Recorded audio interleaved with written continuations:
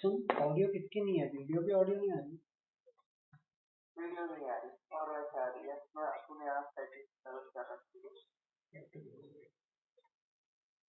अब क्या बोलते हैं, अच्छा मतलब वीडियो तो सही चल रही है ना, वीडियो सही चल रही है ना? हाँ वीडियो अच्छा सुन अब बताइए ठीक है, सही चल But they never did great. They never lifted a trophy. And that's what Fnatic has always been built for. Yeah, I mean, unlike Sentinels, the iterations of Fnatic have always been stronger and stronger as time has gone on, but they still have not been able to achieve what we have set the expectations to be. You know, that second And place also for and themselves, too. Yeah, sure, of course. I mean, think about how many times we've heard Boaster say, my expectation for this roster is lifting a trophy. Yeah, exactly. And so far, they haven't been able to do it. But now, they've made some changes. You've got Leo coming into this roster. Chronicle, an absolute legend of the sport, also joining this squad. It is stacked top to bottom. And maybe this is finally the time that they will be able to lift that trophy. You heard it from Tens. This is super team versus super team. This is some of the absolute best players that EMEA has to offer. Yes. Chronicle, a champion in Berlin, a support player that helped Gambit reach their heights. You have Leo, probably one of the most hyped up support players around. His time in Guild playing Initiator was fantastic. This feels like the right Fnatic to finally lift a trophy, but they still have to get there because we say this most events we see this team. But it's like, I feel like coming into this one, I'm a believer, man. I want to be a believer because You always want to believe. I know, but you know what? I always got to believe in my boy Boaster. But Yeah. here's the thing. Unfortunately, though, we do have an update about this match that we do need to address. There is a statement that should have gone out as well. But of course, the health and safety of our players and staff at VCT Lock-in is our highest priority. After taking a self-requested test, a member of Fnatic unfortunately produced a positive result. In the event a player returns a positive result for COVID-19, but feels well enough to compete and chooses to play, the affected player will play the scheduled match on a LAN network build in the quarantine facilities. Now, the player who tested positive will compete from that isolation room, while their teammates and the opposing team will be competing here in the venue. Of course, the order of the matches is very important. The order of the matches on this given day did not change. Everything's fine. Like, we're going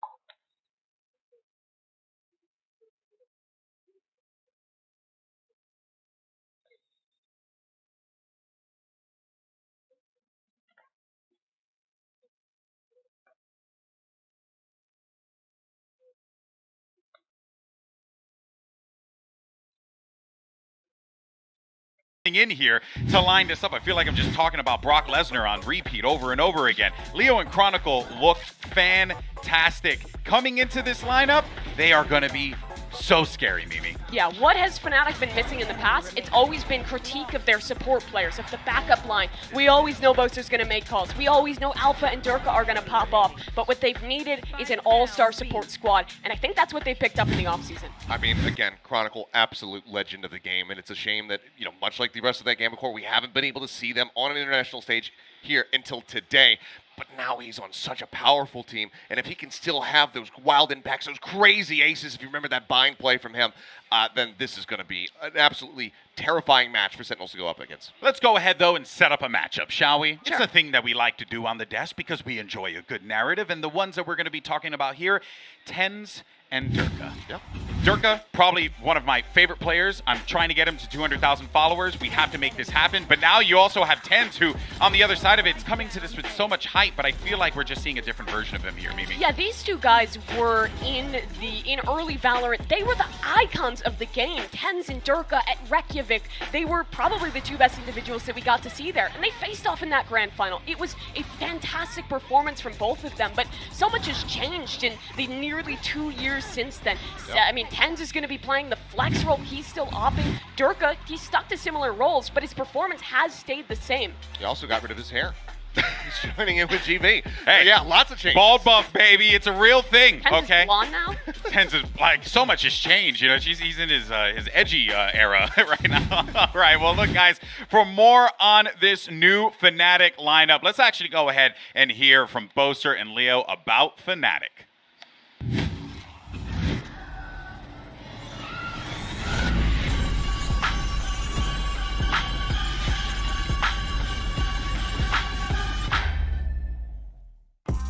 Hello, my name is Boaster. I'm the IGL of Fnatic. Okay, I'll start off with Durka. He brings the bold buff, as everyone knows. He also brings the high skill capabilities in a top fragger. And then we've got Althea. He's a 17-year-old in a 30-year-old body. He's got crazy bed hair, and that bed hair is a symbol of how crazy he is in real life as well. Then we've got Chronicle. He's the guy that's like really keen and really, I don't know, he just loves learning stuff. And we've got Leo. Now he's the comedian of our team, like always making jokes and always laughing, you know. He's very flamboyant and very excitable. Hi, I'm Leo and I play for Fnatic, and my role is initiator. I think chemistry plays a huge part in a team. If you're not getting along outside the server, it's gonna be very tough to have trust in game. Obviously there's a situation where the team still has success, but in the off-season we've been enjoying company of each other outside the game more than playing. But now we're really in the focus zone and building up the trust in game also. Yeah, I'm not gonna lie, with Leo and Chronicle, we got 100% LAN win rate, so that's unheard of for Fnatic. We're normally losing, so don't know what's happened there, but if we can keep that momentum, then I'm gonna be pretty happy. Having both as an ideal is he puts a lot of work in, which I admire. That's what you want from your leader in the team. I'm feeling super confident for this event, and I'm super excited for everyone to see what we've been cooking up. I want to put on a great show for the Brazilian fans in the audience and for all the people watching at home as well. I really want this to be a really fun tournament for us. We hope to do you proud, and you know, let's go Fnatic.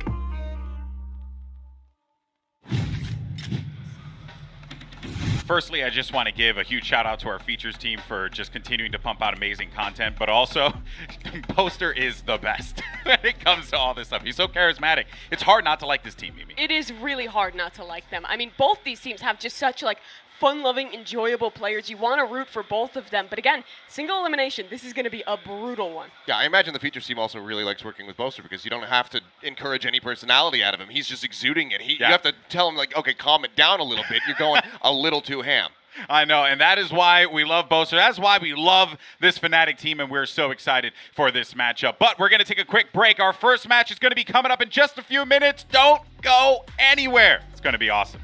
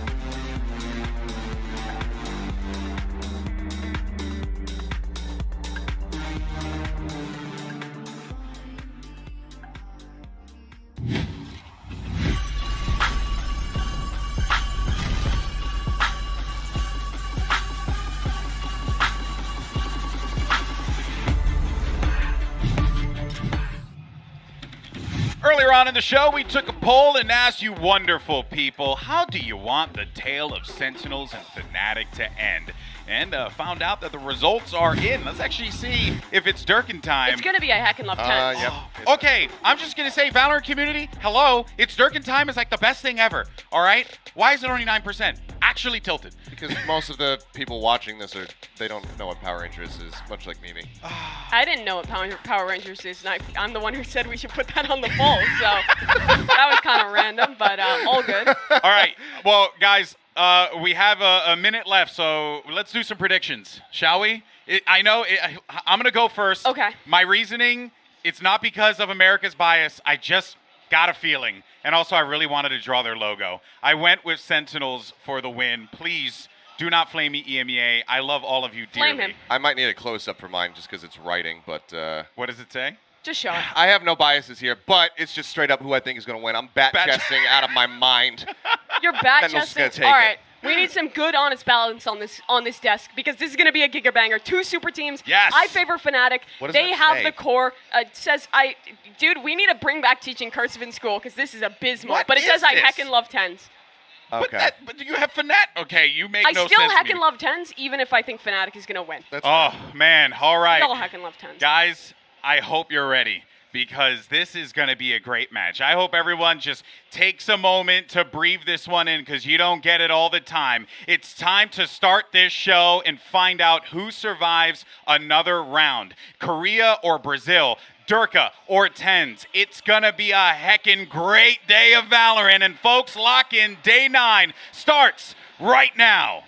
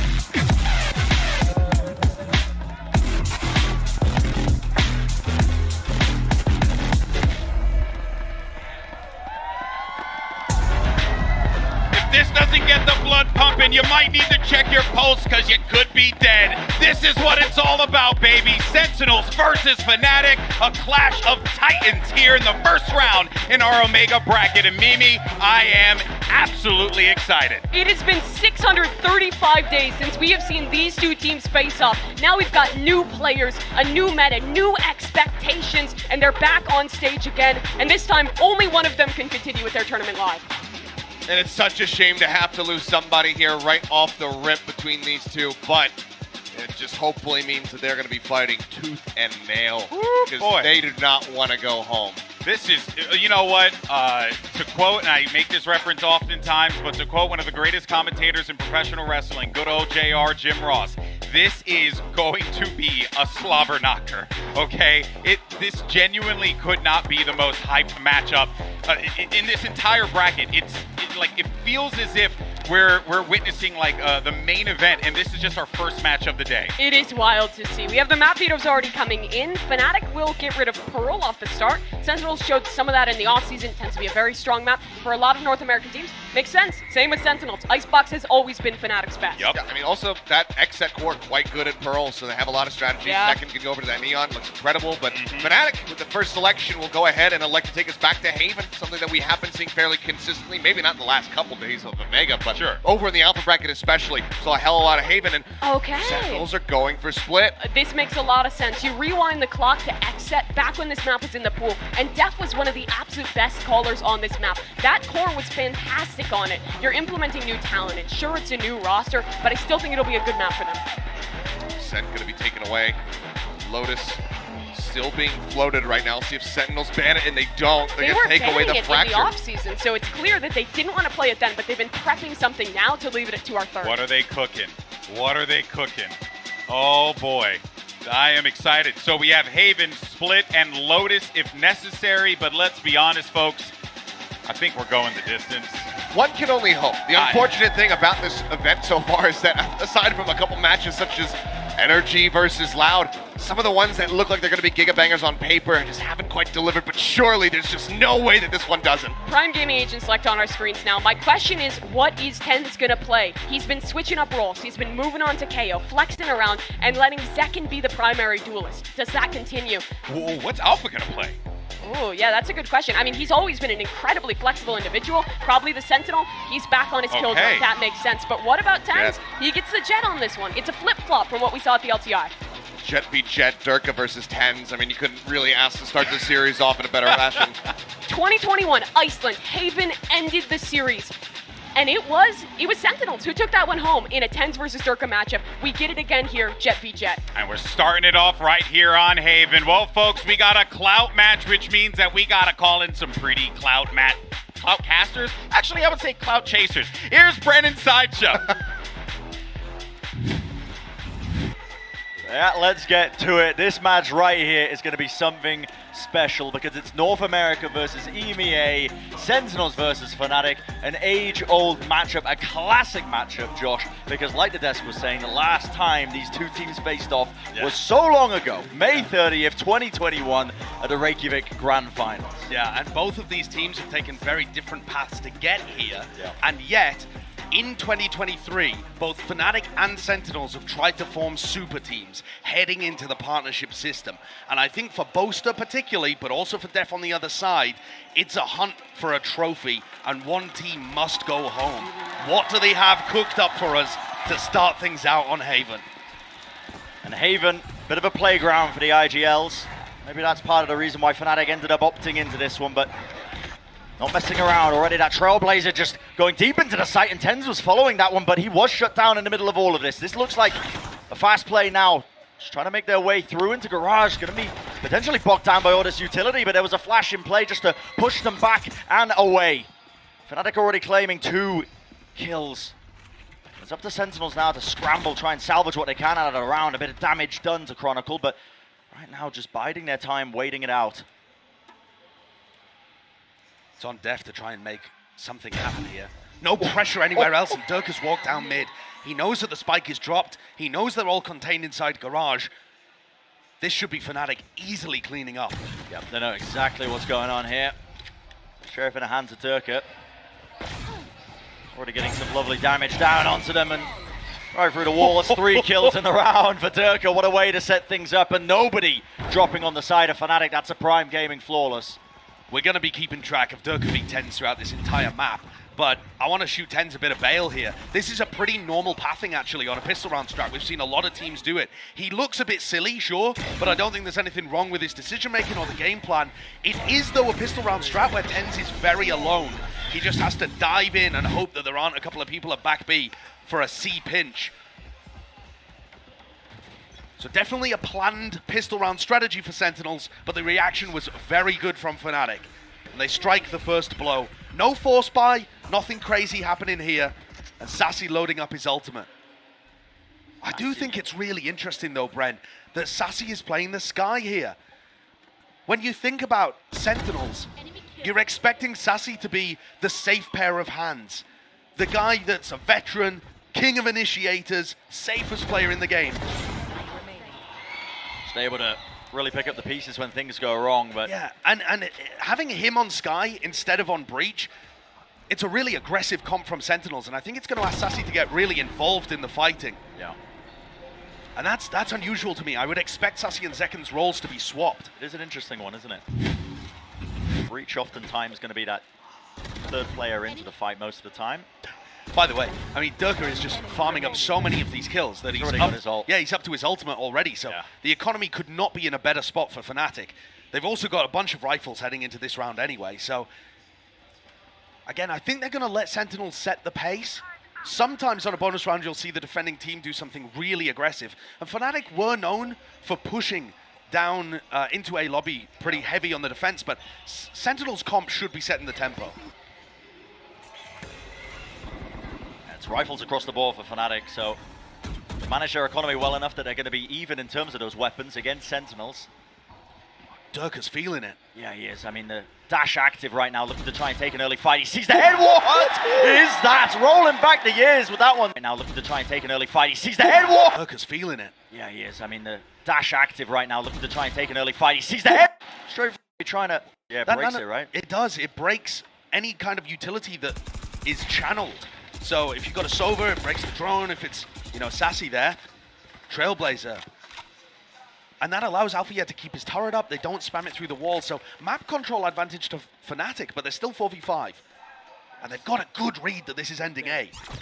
With a stack in the play that they've got currently, making sure that every option's watched for. Look at that crossfire. I mean, they've just got so many layers to this. But also, Leo pretty heavily committed in short. Yeah.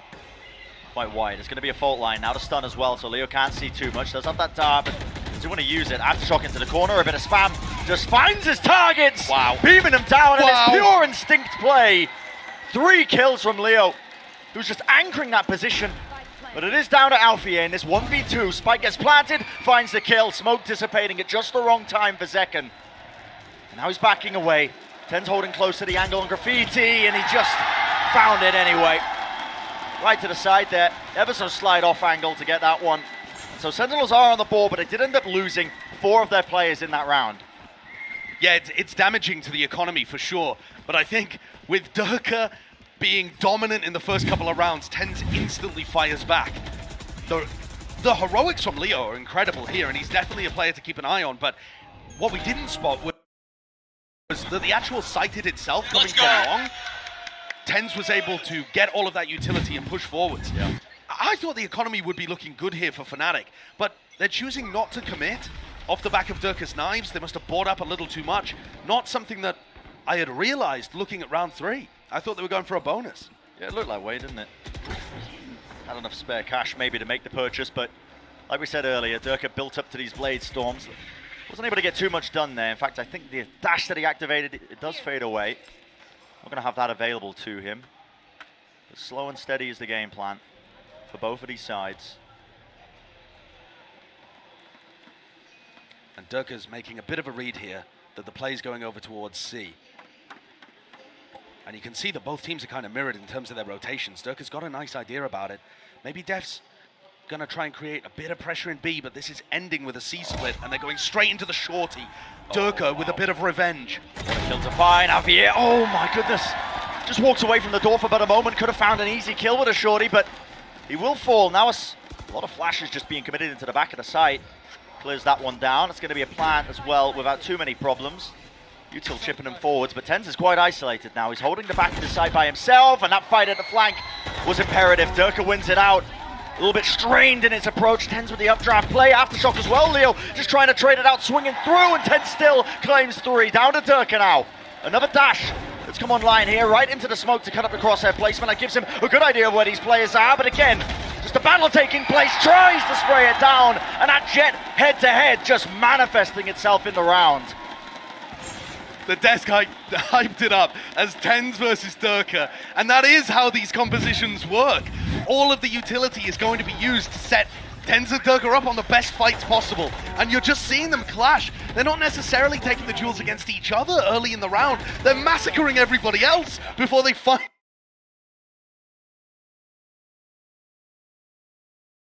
Finally meet in the 1v1. That's another quite expensive round for Sentinels, but it's on the board at 2 apiece. Light armor for everybody on Fnatic, and an operator in Durka's hand. He explores down mid as TenZ takes an early face into A long. But this looks awkward for Durka. Deep push, a slight angle. And he's burning his dash at the beginning of every one of these rounds. Yeah. Recalled star there. Going to be pushing him away from that angle now while all this was going on as well. It was a bit of a slow burn on Alpha Sentinels as they are just trying to make sure that they get a bit of space in A short. This Trailblazer up close. Leo. This is so advanced from Leo. Yeah, he's there. He doesn't really have anybody watching his back, but Fnatic are committing a lot of players here to the site. You can see this, and the Rolling Thunder's going to be catching them, actually. Leo going to be caught. Flash play, and well, the knife's just not good in that kind of position, but Boaster was isolated. Now a drone.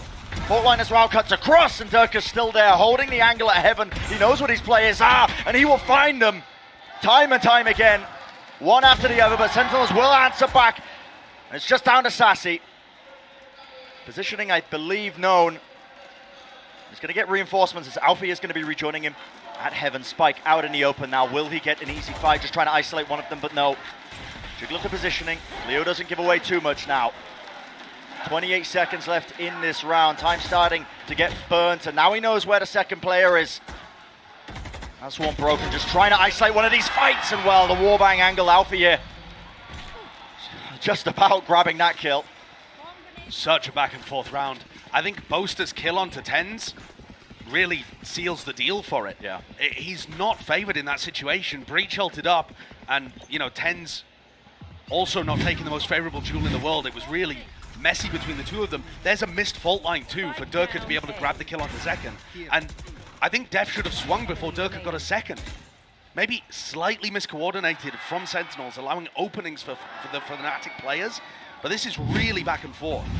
But this is where you now see, Bren, the economic damage that was done earlier, because Sentinels only lose 1 round and they're dropped down to an eco. So left to stew and think about what they really want to be doing in this round here. Looks like they are just trying to slowly push towards the B side. Trailblazer gets a decent amount of information. Dash forwards by TenZ there. That's just trying to even get this plant down as an aftershock. So TenZ is going to be paying for that one with his life. A bit of, again, spam from the Phantoms at play. Tap onto the spike. Post-plant positions being played here by Sentinels. Going to take a miracle for them to just get much else with it. Yeah, a bit of jumping and running and gunning from Leo. But already the spike just being stuck through all of this pressure. They didn't have the weapons or the util to be able to push them back, but ultimately the goal of Sentinels there was to just try and get a couple of kills, maybe as well that plant, so they can start building up the bankroll once more. What they have done, though, is fed the Fnatic ult economy. So Chronicle's got his ult online, Leo now with the Hunter's Fury too. And that means that this round coming up, round 7, is going to be massive. I think a lot of ults are going to get used, and if Sentinels lose it, they're back down onto another eco. This is a must-win round for Sentinels, I think, in order to get the first half off to a good start. Alpha, by the way, has picked up the operator now, over on C. And a deep dash from Durka. He's not wasting any time, is he? He has a deep dart as well, a set play, but Zekken up close and personal within the cloudburst. Takes out the threat of Durka. But a pincer attack as well. Boaster was trying to make the most of the chaos. Pushed up into, oh my goodness, into A lobby, and he's even finding a couple of kills of his own, potentially. No, ends up going down before he could claim the second. The trade was there. The timing's so messy there from Fnatic. I understand that it's a set play, but Sentinels had a lot of windows with which to reinforce their position. Alpha, yeah, missing that shot. It's a very wide swing. Dog will miss though, so not stand up. He can afford to just retake this angle and just on the arm of death. What a shot to hit. Giving him just nigh a pistol, but now you're going to see already pushing through this one with the Rolling Thunder. The ultimate to try and clear it away, and the players had to vacate. Sentinels trapped in the cubby, and Alfia's got that line of sight angle. Watch for once more, but the spike handed over to Pancada. He's got his ultimate, so he's going to be able to get a free plant now onto A. 1v3. Can he do it? He's got a lot of time to threaten a reposition. He's going to smoke both I quite Spawn like this. and A-Link. It's really smart. He's just The throwing a Fnatic- bunch of misinformation into it, but this fight now by Leo, meeting him into short. It's moving massive. the first kill. It's massive. Takes it down to a 1v2, but he's given away where he is. What is that? Chronicle so far ahead of his teammate. There's no trade in sight from Alfia. Now the paranoia. Waiting for the tap of the spike. And there it is. Rips his way across a full blind. Another tap from Alfia, but still biting, waiting. Smoke ready and waiting. Wide swings it at Alfia. So calm and patient in the clutch. Really big round from Althea. After he missed that opening op shot, I thought it was game over for Fnatic. But he comes through and recovers. Perhaps you could argue that round should never have been that close. With Pancada, an opportunity to hit the 1v3. This one, beautiful. Just being able to isolate this fight as well. Look at that. Doesn't open himself up too wide with that second fight that he was taking. But ultimately, Alfia, really intelligent player. And this has brutalized the Sentinels' economy. They're going to be kicking themselves for that. Because like I said, that one decided which way the momentum was heading in the series so far. And Sentinels now are just down to stingers. Yeah, disrespecting that utility that was going through into a lobby. Oh, he knows. Durka knows. Ten's locked into this position. Even the utility, the shock darts, you can see it now. What after shock though? Durka has to respect that one. The dash to just disengage, make sure he doesn't take too much damage. Stingers can still be deadly if Durka gets caught out here by a flash. Damage. The flash actually doesn't connect onto Durk. He's still there, ready and waiting into the corner. A trap play, and wow, Tens makes the most of it. A bit of whiffage there from Durka, holding in a very aggressive angle. And now that they're in a 5v4 post plan, Def might choose to use his ultimate. Okay, there you go. Lockdown, placed down, lockdown for a lockdown. How are you getting these kills? With the guns at hand, all up to Sassy. Stinger in his hands, tries to whip out the pistol, but already being swarmed by the players now. The lockdown. Destroyed. Not a problem. Yeah, no issues whatsoever. And a ton of time on the clock anyway, even if they had all been detained. Fnatic committing really decisively though. If you want to talk about Fnatic's, you know, and more so boasters hunt for a trophy, it feels like they get to a certain point in a tournament, they play against a big team, and there's a bit of freezing up that happens. At least that's my perception of how Fnatic's trophy hunt has gone ever since that fated grand final against Sentinels. And this squad that they've got is full of really decisive players. Durka and Alfia are more than happy to make mid-round playmaking, and so is Leo. Chronicle, the only player on Fnatic's team to have hoisted a trophy, knows what it takes to win. And I feel like so far Fnatic are making very quick decisions. They're not freezing up, they're not choking. They are adapting to everything that Sentinels is throwing at them. And this is a difference maker from previous iterations of Fnatic that we have seen. You know, they've spoken many times in the past about, you know, being, you know, quite a well thought out team in terms of how they play, but a lot of set plays and a lot of waiting on boasters' calls. Definitely. Not having that much, you know, independence in terms of making those quick adaptive plays in the middle of rounds when you get a bit of information. But this is a roster that is stacked with that either veteran presence talent or talent that are very independent and willing to make those quick reactive calls. And it must be mentioned too that both Fnatic and Sentinels have not been together for very long. These teams, of course Fnatic, the core was still there of those three players, and Sentinels blending a couple of different cores together, but in terms of practice time with these two rosters, they've only been in the server together for about 2 months. So things should still be a bit rough and ready. But so far we're seeing some really nice ideas and a lot of high caliber players. The Nano Swarm that was placed early there, that's to try and push back a potential play from the opposing Jet like Durka here. He's pushed himself up onto this angle and brought down to 57 health, but still wants to take the angle. And look at how much freedom that gives the rest of Fnatic. 4 players over towards B, Garage, and C. because Durka just knows that this is fine. Yeah. I mean, he's actually on such a tight angle that Pancada could slip past him. I don't think Durka quite realizes that somebody's to his left. But he will watch it when they start to cross into this. Now, Trailblazer, here's the dog. This can give him a good idea of it. And okay, chooses to vacate. Doesn't want to hold that angle, a bit too risky for him, but... And I like this from Sentinels, contacting into A. Their composition has a lot of utility, but by contacting, Fnatic feel confident enough that they aren't rotating anybody over to A just yet. Boaster's hanging around for a little bit, now only just starting to make his way over. They might not be ready for this A explosion. Risky maneuver that could be played there. The stun is going to force Durka to not be able to scope in now. He can't really help them out, but already Boaster's trying to at least relieve some of that pressure, but the spam into hell catches onto Durka, the common angle that he was playing. 2 players of Fnatic falling, including Chronicle, make that 3. Leo opens himself up so wide there. Unfortunate timing with the smoke just fading away. What an answer by Sentinels off the back of that timeout today. We're talking about what they wanted to do differently. Perhaps that was part of it, what they were discussing, the contact play to make sure that Fnatic didn't have as much information to work with, that they couldn't rotate effectively. Yeah, I think at this point, that's got to be credited as a really nice IGLing call by Def.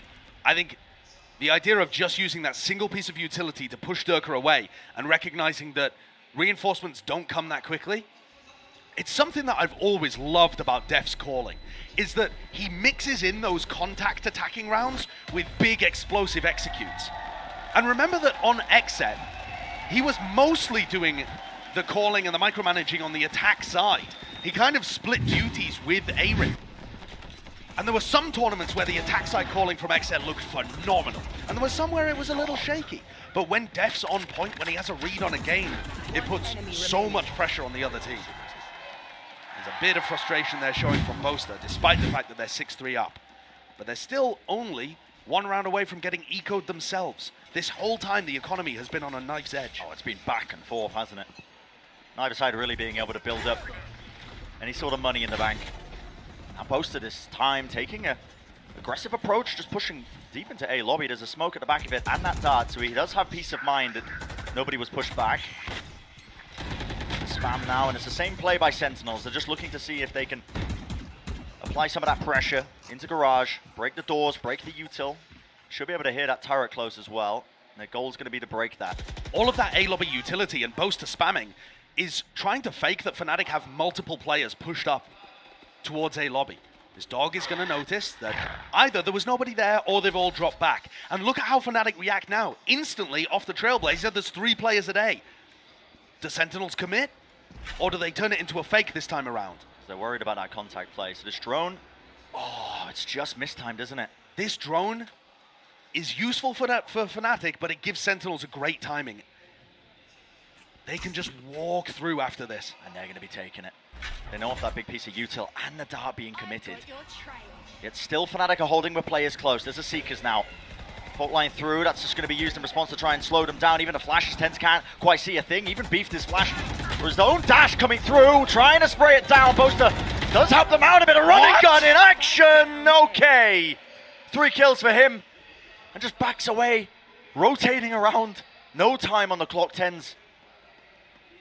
Percentage play now knows that there's not a chance in hell of him winning this round, so just has to save the rifle. He's going to get a backstab on Boaster here, but Boaster's already done the damage. Yeah.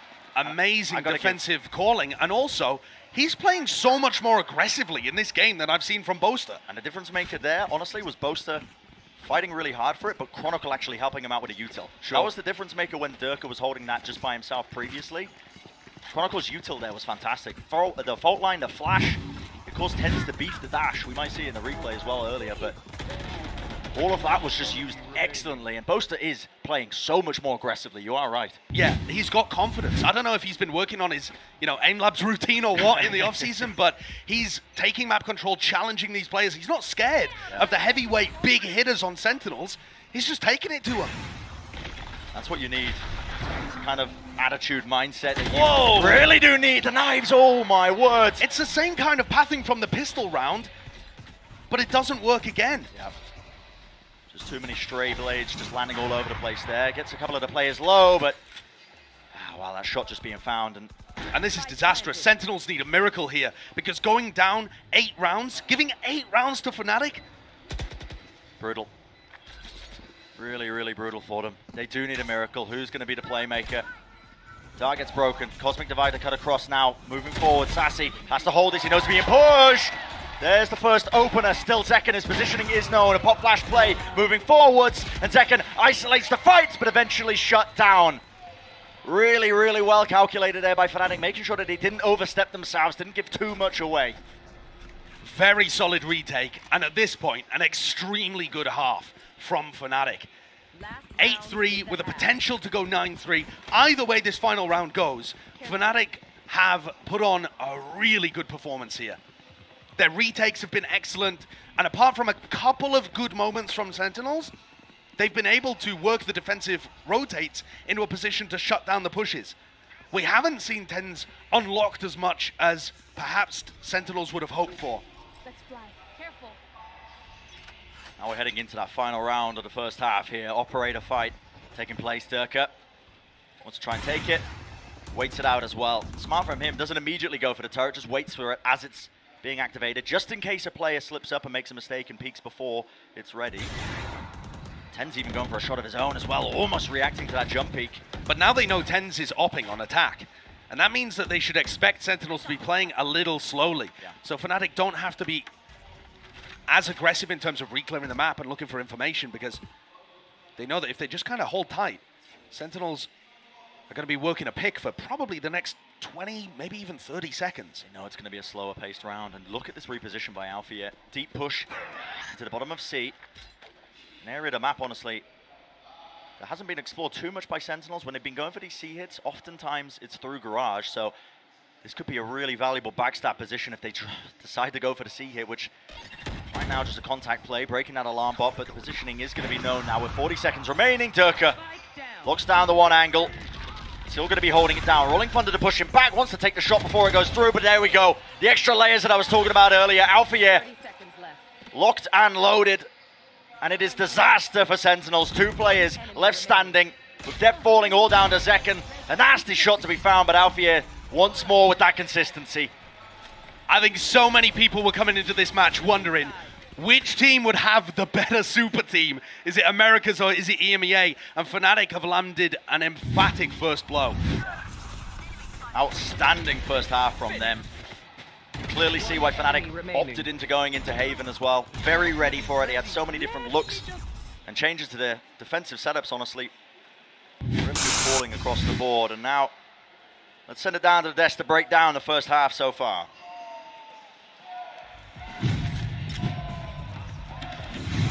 Thank you so much, Brennan Sideshow. What a half for Fnatic. They look absolutely filthy. I might need to take a bath. Yeah, I mean, they looked incredible in that half. The defensive-sided calling from Boaster was great. But what impressed me most was their ability, even when their initial plan failed, to come back and still be able to win out rounds. And I wanted to take a look at round 7, because this was a really cool idea that I think they pulled out with this Gambit. They switched the off over to Alpha and had Durka dashing into mid off of a stun, a dart coming through lobby, and that Sylva's Hunter's Fury. Wow. It's quite a good idea, but he got punished by Zekken. It looked like Sentinels was going to be able to win this round, but Fnatic in the mid round had a good adaptation. And a lot of that was Boaster's aggression. The casters talked about it. He gets up, he gets his, and he sets his team up for this really strong retake back into the C site. Sure, Penkata got things closer to clutch, but overall, Fnatic had control of that half, and Boaster's calls were solid. Yeah, I mean, nasty with it there for Penkata. So close to being able to clutch that out, and had he been able to, that would have stopped a bit more of that momentum there from the side of Fnatic, who were able to string together 4 consecutive rounds right there in the middle of that half. But now it's on Sentinels to try to bounce back, and one of the ways they're going to be able to do that is with TenZ. So let's go ahead and we'll take a closer look at some highlights from him and Durka, because from the outset, Durka really kicked things off. He upped the pace immediately, and then TenZ, it took a little while, was able to eventually catch up. Yeah, that he did. And now as we look towards this second half, I think it's going to continue to be defined by this Jet head-to-head, how both of these players are being used by their teams with their decision-making on that attacking side. TenZ has looked good thus far, but what Fnatic has had is better coordination as a team. We're seeing the individual moments, but it still feels like the coordination could use a little bit more work. I'm looking towards Def with this defensive calling. Yeah, it seems like Coach Mini and Boaster's prep work has definitely paid off here on Haven. And look, I mean, this is what you expect on the pick of I believe this is a Fnatic's pick. So if you really want to do the, you know, the kind of like the microscope into the matchup, this is going all according to plan for Fnatic. How does Sentinels try and bring this back, send it back over to the casters? And I love the highlighting there of that Jet head-to-head between Durka and TenZ, two individuals that really are just carrying the weight of their team now as they're heading deeper and deeper into this Haven match. And TenZ is a player that is quite interesting as well. He's had such high peaks early on in his career. 2021, just, you know, when people were talking about superstar players, all the comparisons were being made against him. Yeah. This year, 2023, Josh, seems to be a chance of redemption for him to be able to prove that he can go toe-to-toe with the top heavy hitter teams once more. I completely agree. On this pistol round, he's got a Sheriff in his hand and a desire to find a first engagement. Playing it short, same kind of place that we saw Durka looking towards time and again, but Fnatic are moving in the opposite direction. Looks like they're going to try and focus on taking out this turret and going for some kind of C-split. Yeah. This is going to put a lot of pressure on Def in terms of his anchoring. And Def's having a bit of a rough one so far. He's hit a couple of nice shots, but sat at the bottom of the scoreboard, 4-11. And just moves off the C site as the drone comes in. That's what's two. Even gets a stun off as well. So what is going to be the reaction here from Sentinels?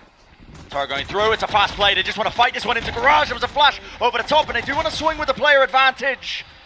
Just trying to, again, beam them down with that frenzy clip. Not working out. Still, there's that 3v3, and the players are low on either side. Yeah, it now gets a bit awkward for Fnatic because they don't control Garage, and they also don't control C long. And still with the dash enabled. Here with the back of the side, a little jiggle, maybe opens himself up here, but this close position by Boaster could be everything for them. Tapping away, still just holding a little bit too close. Flash dodged away, and TenZ claims the second at the back of the site.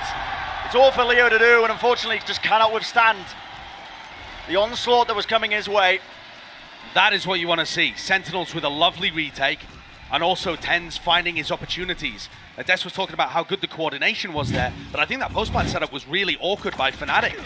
They're holding a flash off contact, but TenZ has already killed the contacting player before the flash is anywhere near coming through. Look how late that flash was. TenZ with all the opportunities to take two 1v1s. And I think you're right, Brent. This year is set up for TenZ's redemption arc because at the beginning of the game, he's just absolutely on top. I think he still holds the record for the highest ACS of any kind of MVP candidates at big events. His performance at Reykjavik was unbelievable. Yeah. But there's been so many questions about, has this guy still got it? You know, does he just want to be a streamer? You know, all of the same stuff that people say whenever people get too popular. But he said, when Sentinels were forming this team, he said to the head coach, listen, I still want to compete. I still want to be the best. Yeah, still wants to try and make his mark on the global stage, that competitive environment. This is a weaker buy for Fnatic. Pancada, okay, taking the fight right to them. Fully blinded up though, and Durka does get handed a pretty easy kill, but ultimately left in a 1v3.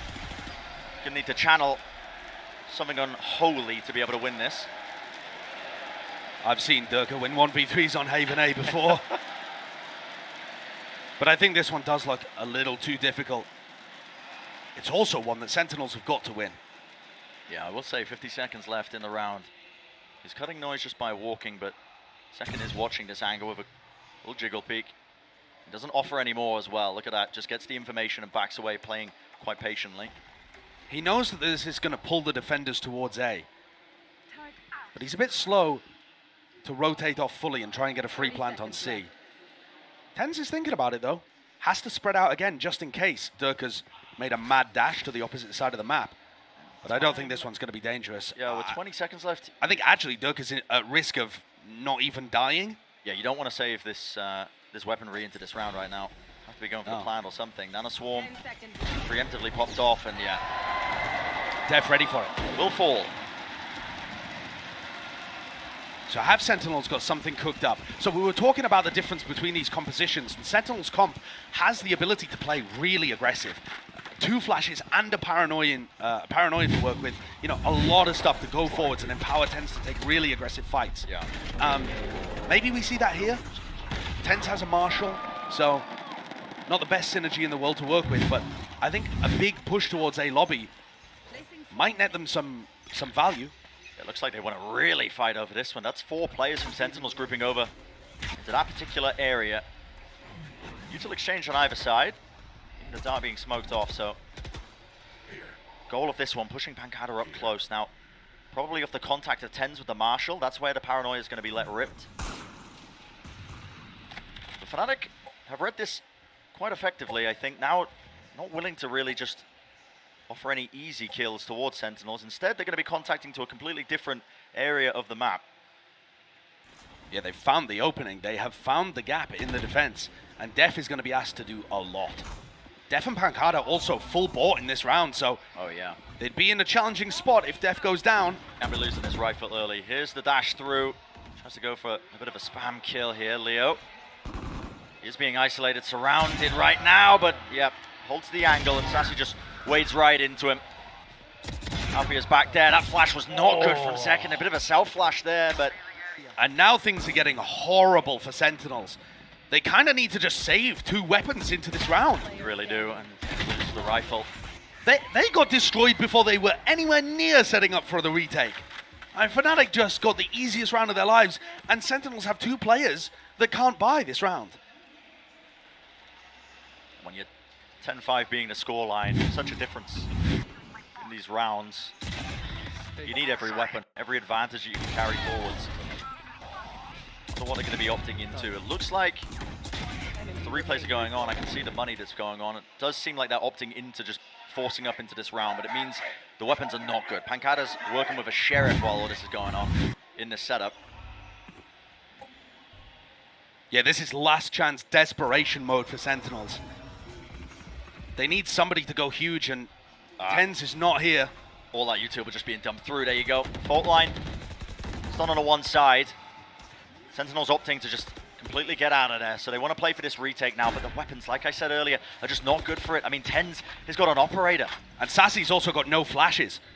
One is going to come back online at some point in the round, but they're really relying on Zekken's utility, and I would give TenZ the rifle. Yeah, they have done that, actually. Swapped it around, so Sassy holding the operator now. We'll see what TenZ opts to do. Paranoia rips his way across, including the stun as well. Finding a one fight, no! All just being met pound for pound, match for match. The crossfire just far too potent from Fnatic.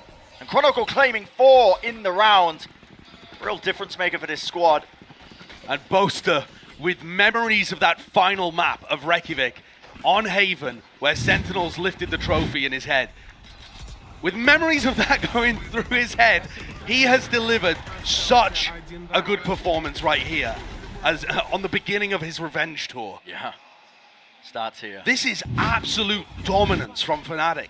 Sentinels look like they are completely out of the game. We saw some flashes of brilliance in the first half, but other than that, the coordination, the utility usage, the game plan ideas, just all in favor of Fnatic on Haven. This was a great map pick to start things off. Making it 11-5. Fault line to push back the players there. Now, look at this. It's a risk to be taken.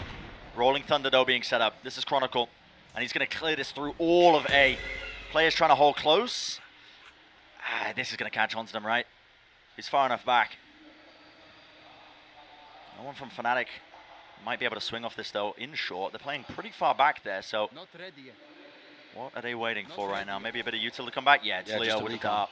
Waiting for that recon to come back online. But I do think these short players need to be a little further forwards. Now they start moving their way forwards. They're into good space. And here we go. With a start, and that's it. Everything just sent flying. Updraft right round the corner. Even the aftershock. Sublime placement of the utility. So well executed. And that double stack. The risky play by Sentinels here on their weaker buy does not pay off. Fnatic looking so damn ready to take that 12th round, set themselves up on map point. It looks sublime, doesn't it? Yeah, it's so good. And Fnatic are going to take that step closer to taking map 1. And it would have to be an almost impossible miracle run for Sentinels to mount any kind of comeback. Fnatic looks so in control. The game plans are gorgeous. Brent, a lot of the times, super teams do not live up to the hype. It's obviously way too early to call it for any of the teams in VCT, with the year just starting. But I like what I'm seeing so far from Fnatic. They haven't just strung together a bunch of good players on their team. They've got a nice game plan and good ideas of the roles that, and how the synergies are going to operate. Yeah.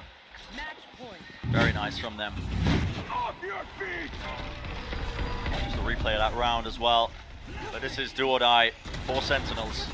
This particular map. The recon dart is also so good that Leo throws, because if it gets broken, they breach ult. If it doesn't get broken, it clears out short and they know that they don't need to breach ult that position and they can save it. You know, there's serious thought process been put into this. And this is one of the things that Fnatic always does, is start out tournaments with amazing ideas. Yeah, including this one. Shock dart over the top. Land right at the front side of B, so that's going to be just clearing out all that utility. It was popped off early though, Durka. Updraft dash play. He is stunned up though for the moment. Even the darts are clear through the back of the site, but this is Sentinels that now need to answer with something else. They're close to a couple of ultimates with this plant. It's going off and there's no problems whatsoever. It's now setting themselves up into the post plant. What an opening. With Zekken falling, you don't have that breach utility. And how do you win this? Cosmic Divider cut the one side up. Tens.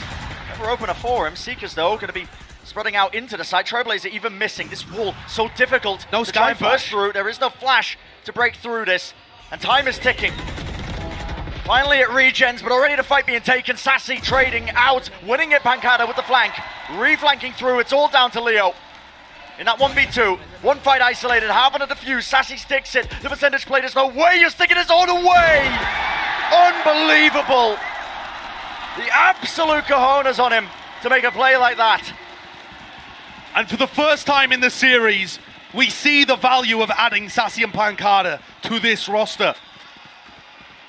That duo just played so well towards the end, and I'm speechless at what Sassy just did. I mean, when you are literally on map point, why not? Throw caution to the wind. Seemed like an unwinnable position for Sassy, and yet he gives Sentinels one more lifeline. Still not looking good. For all the heroics, it is still not looking good. You'll take it one step at a time, one round at a time if you are Sentinels, because, like you said, Josh, there's still Fnatic in that driving seat. Knives now going to be ripped out for 10. Still, that's going to be a lockdown. Instantly, the Hunter's Fury is used. Leo was ready for this one. No hesitation. Players falling left, right, and center, and they just cannot capitalize. Sassy, the last man standing. He's handed an easy one. The barrel of the gun just opening out a little bit too wide. Drone tagging. It's going to push him back. Just hoping for the re-swing there with that pre-fire, but Fnatic are looking more than ready now to take this one. Surrounding him, the reposition. Look at this from Durka. To the back of Garage, it's just unwinnable. Layers of utility, no one giving him an easy fight. Beams him down, but left to 5 health. And the doubled up positions, look at it. Waiting it out with the patience. Intelligent play from Fnatic. And they take map 1 in this series, 13-6. Good start in the series for Fnatic on their map pick. Looking completely in control from about the middle of the first half. We called it an IGL's playground, and I think not just Boaster's calling, but also the game plan, the preparation was so evident and looking super strong. Sentinels are going to be hard pressed to fight back on split here. This Fnatic team is not messing around. They're worthy of the title so far, a super team. What an interesting series we potentially have as well. The fact that Sentinel's next map pick is split. It's a map that has haunted them throughout the entirety of this org's existence, but that is going to be interesting. We're going to be finding out just on the other side of this break just how the rest of this series is going to be playing out.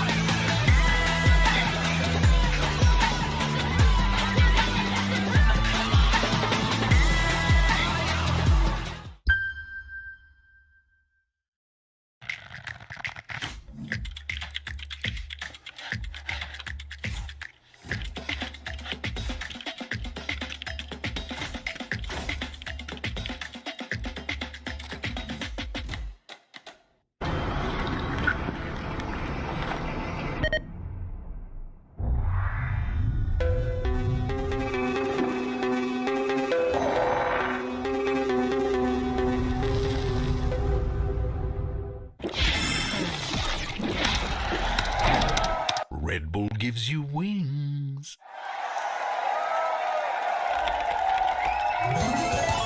Red Bull gives you wings.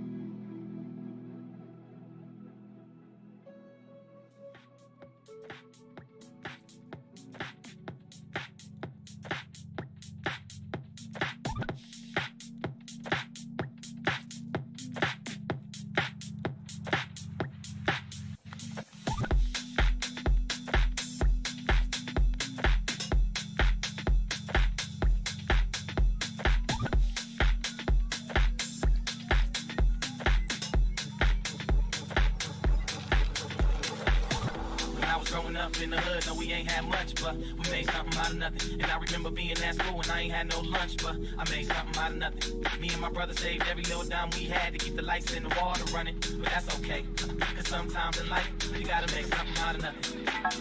Something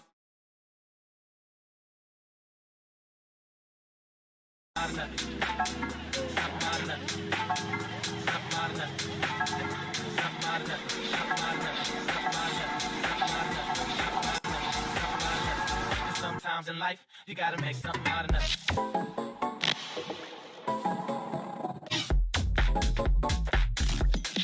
I make something out of Cause sometimes in life, you gotta make something out of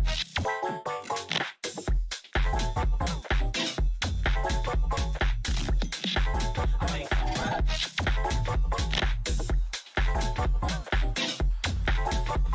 Sometimes in life, you gotta make something out of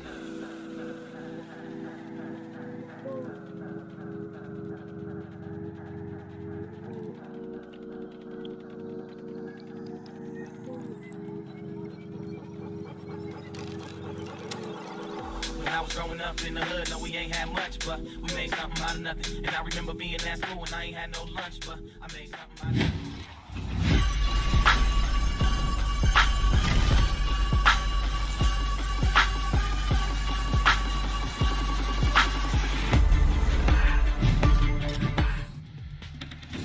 Welcome back, everyone. And oh man, do you hear that? Actually, no, I don't hear anything because NA's being so quiet right now. Oh, Fnatic pick up the win and they go up 1-0 in the series. NA stands for not audible.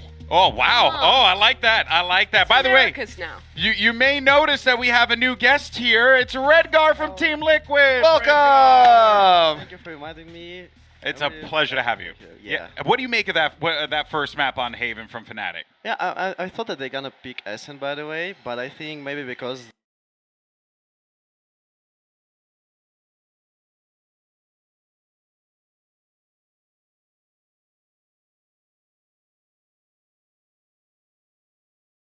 like the X set like before and play really good and loud also, they were maybe a little bit scared, you know. Ah, that's a fair point. That's a fair point. Well, let's go ahead, though, and jump into what we saw, because for Fnatic, and if you are a Fnatic fan, and I know Tom is watching at home right now from the Fnatic headquarters currently, so hi, Tom.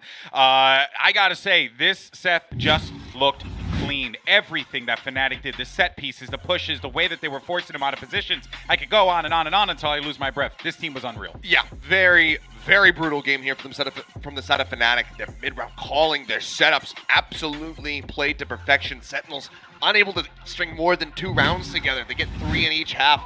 And while they did get those rounds, they did look quite strong, but every other time, it just seemed like things were really falling apart at the seams. And comparatively, it really felt like Sentinels was struggling on that attack side to find the right call, Redgar. Yeah, like I think like on attack side they should destroy it like Utils or Skilljoy, so they can like with the opponents on the map and they can do like the fakes, do whatever they want to, and it feels comfortable to play when you destroy everything from Killjoy, by the way. Yeah, and I mean, without destroying that utility, it felt like they were oftentimes executing into these stacked A sites, and for Fnatic, they did a really good job of setting up their site anchors to consistently find value there, which meant they went into the half with an incredible lead that would have been very, very hard to lose out on, but especially so because their executes on that attack were absolutely beautiful. Yeah, that was a type of game where you look and you're like, there's just no way that Fnatic are going to drop this one. They just looked so clean, and Sentinels are obviously going to be left picking up the pieces. But, you know, let's actually take a gander over at a Verizon high-speed moment of the match, and we're going to give some love to Chronicle here. And, oh, I did Jimmy there. We're going to give some love to Chronicle because, honestly, you guys, you know, again, the two new players coming in for this team, Mimi, have popped off. Yeah, I mean, the supportive utility from both Chronicle and Leo seems incredibly well coordinated. You kind of contrast I think the amount of synergy that we saw from both of these teams, and it felt like Fnatic has done a better job of slotting these two guys in. And, I mean, Redgar, you thought it was interesting as well, because you used to play with Chronicle, but he's on a new role in this new team. Yeah, I know that the Chronicle at the start of when we played, like before, he played on supports really, really well, but, you know, he's like kind of this guy that need to learn a lot of things, and after he's doing incredible his job. Yeah, it feels like once he gets comfortable, it's going to be a problem for their opponent, and that is the scary thing. And I don't know about you guys, but Chronicle looks pretty comfortable right now. I agree. But you know what, though? Moving on to our Aim Lab shoot-around, and we're going to be checking in with the IGL of Sentinels. It's going to be Def here, who, you know, really, Achilleos had a hard time with the right calls in this game because it just felt like the game plan here from Boaster, from Mini, from the entire crew on Fnatic was so clean. How do you even call against that? Yeah, it's really difficult, and obviously coming into this, it just feels like Fnatic have done so much more homework for Haven specifically comparatively. And because the reads that they were able to get, the way that they were clearing their way into those A sites, knowing whether or not they were going to have to throw the Rolling Thunder and whatnot, having that Aftershock to clear out sewers as well, it was just beautifully played. So it's a really tough challenge here for the side of Def. Mimi, you were talking about this before, and how good he is at calling split. That is what we need to see. We need to harken back to that era. Yeah, his attack side calling on split has historically always been really good. Zekken as well, I think, as an individual, has always felt enabled on this map. So it feels like one that should probably be a solid map for Sentinels, but they are, of course, bouncing back from that really tough start. And I mean, Redgar, you're an IGL. What is it like losing out on that first map, kind of being out-called and having to bounce back into the second? I think personally when you're losing like the first map, you know, like you're giving out all the pressure, you already lost, like what you can lose still, right? So you just need to focus on the other map, like what you can do in the other map, like how to focus on the things, like what you should say to the guys to fire it up, like find out the key points, like the best rounds, and go into the game. I like that. You're like, hey, you know what? I'm down at the bottom, so the only place to go at this point is up, right, Mimi? Yeah, we're gonna be hopping into the agent select in a second. We saw TenZ play Jett on that first map, but I'm wondering if they're gonna play instead of him on that Jett, maybe play Zekken on that Raze. They could try a double duelist comp like is hovered here. There's different options for the squad. All right, Prime Gaming Agent Select is underway, and you know what, Redgar, you were talking about, you were curious what Fnatic were going to be busting out here, but so far it looks like we're going to get some explosive gameplay. Oh yeah, I see like that Chronicle right now is playing on Raze. It's like a kind of different role, like how can support with the tills, like throwing the nades into the opponents and kill everyone? That would be good. That would be very good for him. Yeah, Fnatic as well. We've seen this double duelist comp come out from a couple teams. It's looked very good thus far. I think squads have struggled to shut it down on their defensive side. Also for the side of Sentinels, another new role for TenZ. Sage, he has not played this before. Yeah, I tell you what, right now, if you're a Sentinels fan, you're definitely clenching the butt cheeks because this is definitely going to be a bit of a banger here as we get ready for Split. Are we going to get a map 3? I want to see this one go all the way. So let's send it back over to Brennan Sideshow. Thank you very much, GB. Yeah, I think that's the hopes, isn't it, that we end up landing on that, you know, that proper, really drawn-out series. Map 3 would be fantastic, but we are going to an interesting map 2. Split is what it's going to be. The Des were kind of alluding to it as well, but listen, across the board, Exit as a team, you know, you see that core of Def, very comfortable in this map in the past, but the rest of Sentinels, not necessarily so. Yeah, it used to be Loud's permaban, so it's not somewhere that Sassy and Pancada have historically been strong or showcased much of anything, and TenZ has had his struggles here. His demons have arisen, playing the Jet, playing the Rays on this map in elimination maps. But I think the most important thing is that Zekken should be empowered. He's my player to watch on this attack side, because his Breach, very underwhelming, super rough performance, but his Rays should just be so much more fluid and allow him to get aggressive and get into positions where he can rely on his fragging. Much more confident pick for him. And the whole comp is a very XZ comp coming out from Sentinels. Yeah. It is a Def, an A-Rin kind of composition here. It's loaded with a ton of utility. It can take map control. It's really good on the defense side too. Big clash here though in ropes. Yep, already going to be trying to take this one, and guess what? Coverage was there. Durka takes the first shot. Chronicle had his back, even with the disengage at play. So it's left Sentinels with a player disadvantage in this 3v4 now, looking to regroup with the rest, or at least with the space that Pancada's gained ever so slightly. Yeah, the Viper setup creates a little bit of threat, a bit of pressure over towards A Heaven. They're reading it. But there's already 3 players here. Yeah. And part of that is because Alfier's cam sees into B Heaven, and he's not worried at all. 30 seconds left. And so Durka lines it up right down the angle. A single shot will do it to the chest. Sassy not stand a chance. All up to Pancada with no time left to even play in this round. What can you even do in a situation? You have to try and plan A. Not likely. Not when Durka's hitting shot like this. I mean, that is just disgusting.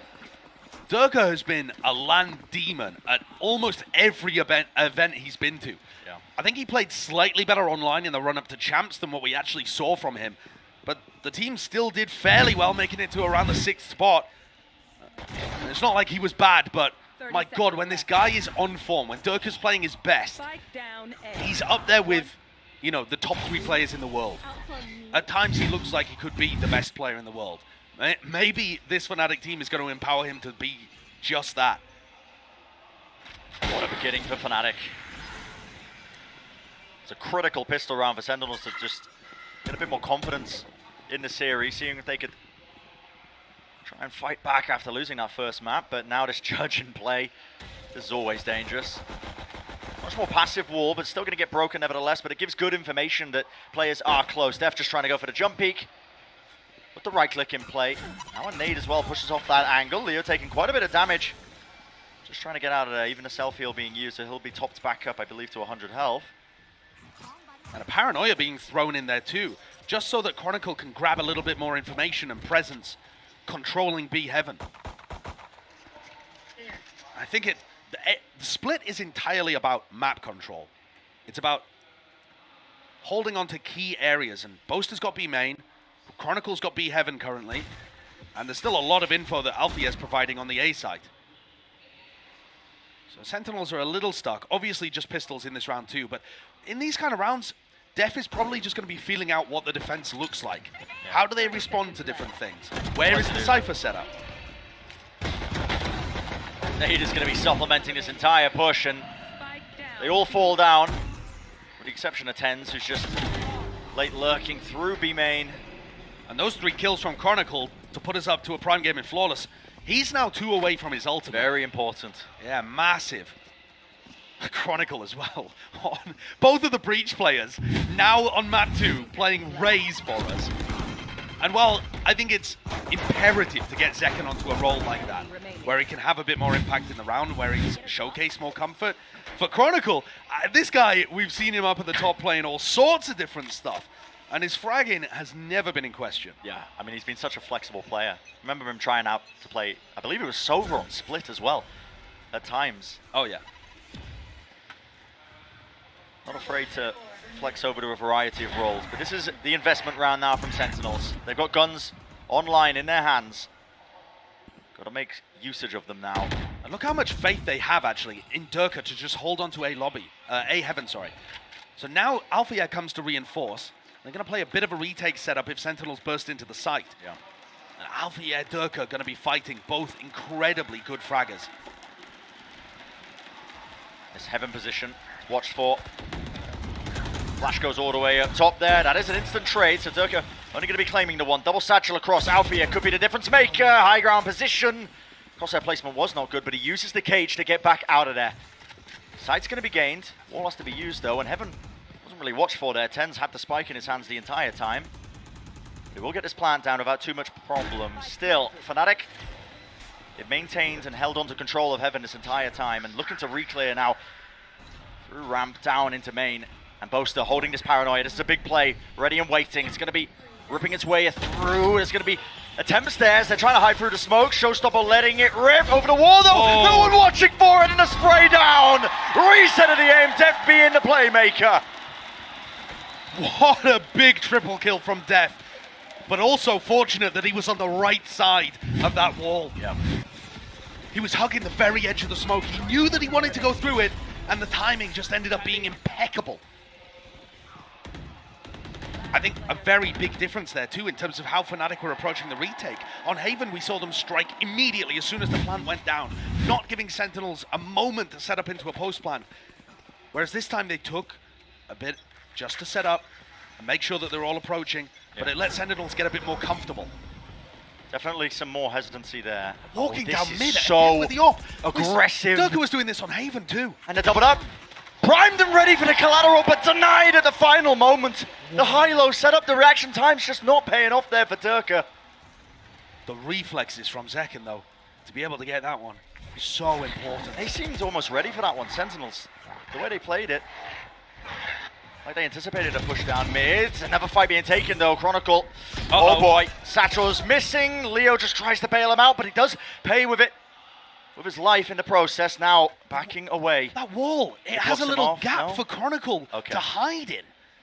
And he's able to get up on top of it too. Yeah. So I thought Chronicle was just left out to dry, and instead, Leo's given him a little safety spot. This is a weird round. Okay, so Pancada's created some pressure over on A, and that's pulled the rotate. Boaster, for maybe the first time in this series, has a bad read on where this is going. That's all left up to Chronicle to try and deny. Wall still in the hands of Tens. He's going to be using it, slow into the back. Now the wall's up. Chronicle doesn't look to try and push them back. In fact, just pushing down into mid. A contact play from him. Plan's going to go down without too many problems, but this fight that's about to take place in main is so important. Pancada is going to meet him. Yep, face to face with Chronicle. A lot of util still to try and push them back, but that snake bite is quite nice. Means it. Not going to be anybody following up on the boom bot. Now the nade across, though. Aim of the game going to be trying to delay. Boaster with the paranoia. Goes too wide, actually. A little bit too high. Pancada's still alive in this one. And there's a crossfire setup. The re-swing. An adjustment of the aim. Finds the target. Finds the mark. Alfia swinging across. Position is known now onto Heaven. But Sassy reveals it still. Will they claim to the kill with Alfia falling? That's going to be that second round on the board for Sentinels. And so far, an even map. And it's opened the door for Sentinels now too, because Fnatic heavily invested. The operator on Durka got shut down immediately. Everybody else full bought. Sassy coming up with the goods in the post plant. Really nice stuff. That duo again, the defending champion duo of Sassy and Pancada. So solid, really difficult to get through when they're set up and in position. Sentinels now should have an opportunity to start building up a few rounds. Major pressure though with Durka. Pops the Blade Storm and they go for something really aggressive. Driving everybody into Alpha, who has a Bucky on B. So I like this idea from Fnatic. Based on their weaker buy, obviously the need to try and force positions, but Sentinels are not wasting too much time with this one. They actually pop the Seekers off into mid. Uses it. Okay, Ten's on top of the wall. Finds two. Straight away opens it up. There's going to be no danger of any cheeky kills from Alfia anymore. Still, Chronicle running onto Heaven. Is smoked off for the time being, though. Does have that Bulldog in his hands, but Sassy also watching the flank. Fast play out. Boaster, he's actually managed to find some space out onto the side with this, and he tries to take the fight anyway with the Frenzy. Just not too favored. That's another day in the firing range for Pancada. Cleans it up nicely. And gets his ultimate online. Really important that Pancada was hunting those kills towards the end, because a Viper's Pit can easily win this next round if they can get onto site. Tens, that's the second time that when he walls out into B, he's been on top of it. And obviously he gets a great punish there. But I'm wondering if Fnatic are going to start reading into this a little bit and just be holding for him being on top of the wall every time. I think the most important thing, though, in this round is, can Sentinels get into a post plant for Pancada to win with his pit?